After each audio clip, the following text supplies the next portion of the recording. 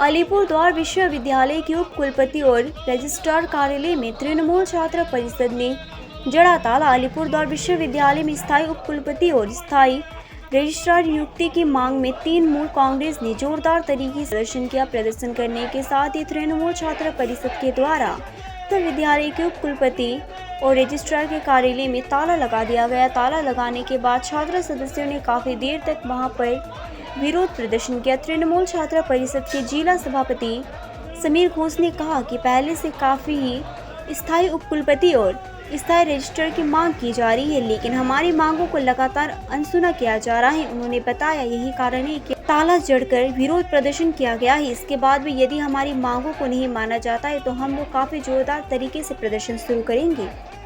আলিপুরদুয়ারে বিশ্ববিদ্যালয় স্থাপন করে দিয়েছে। কত স্বপ্ন ছিল আলিপুরদুয়ারে সাধারণ ছাত্রছাত্রীদের।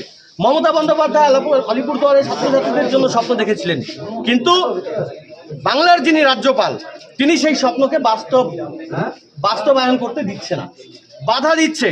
আলিপুরদুয়ার বিশ্ববিদ্যালয়ের ডেভেলপমেন্ট করতে বাধা দিচ্ছে পশ্চিমবঙ্গের রাজ্যপাল এবং আলিপুরদুয়ার বিশ্ববিদ্যালয়ের অস্থায়ী ভিসি। আমরা অবিলম্বে আলিপুরদুয়ার বিশ্ববিদ্যালয়ের সার্বিক উন্নয়ন চাই। আমরা অবিলম্বে আলিপুরদুয়ার বিশ্ববিদ্যালয়ের স্থায়ী উপাচার্য আমরা নিয়োগ চাই। পাশাপাশি আলিপুরদুয়ার বিশ্ববিদ্যালয়ে স্থায়ী রেজিস্ট্রার আমরা চাই, স্থায়ী কন্ট্রোলার আমরা চাই, স্থায়ী ফিনান্স অফিসার আমরা চাই।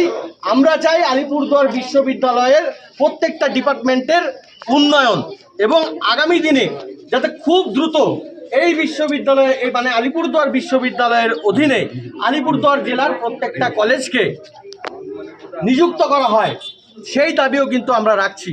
আমরা বাংলার মাননীয় মুখ্যমন্ত্রী মমতা বন্দ্যোপাধ্যায়ের কাছে আমরা কৃতজ্ঞ যে তিনি আলিপুরদুয়ারকে বিশ্ববিদ্যালয় করেছেন। আমরা রাজ্যপালকে আমরা বলছি যে রাজ্যপালকে আমরা জানিয়ে দিতে চাই যে তার যে অনৈতিক সিদ্ধান্ত, তার যে ভুল সিদ্ধান্ত, সেই ভুল সিদ্ধান্তের ফলে আজকে আলিপুরদুয়ারের ছাত্রছাত্রীরা আজকে আলিপুরদুয়ারের ছাত্রছাত্রীদের অবস্থা একটা ভয়াবহতার সম্মুখীন আলিপুরদুয়ারের ছাত্রছাত্রীরা হচ্ছে। আজকে আপনারা দেখছেন যে আলিপুরদুয়ার বিশ্ববিদ্যালয়ে সাধারণ ছাত্রছাত্রীরা আসছে না, প্রতিনিয়ত ক্লাস হচ্ছে না এখানটায়। আজকে যখন রেজাল্ট পাবলিশড হচ্ছে, ইউজির যখন রেজাল্ট পাবলিশড হচ্ছে, তখন আপনারা দেখতে পাচ্ছেন যে 95% স্টুডেন্ট ফেল হয়ে যাচ্ছে। কারণ কি? ব্যর্থতাটা কার?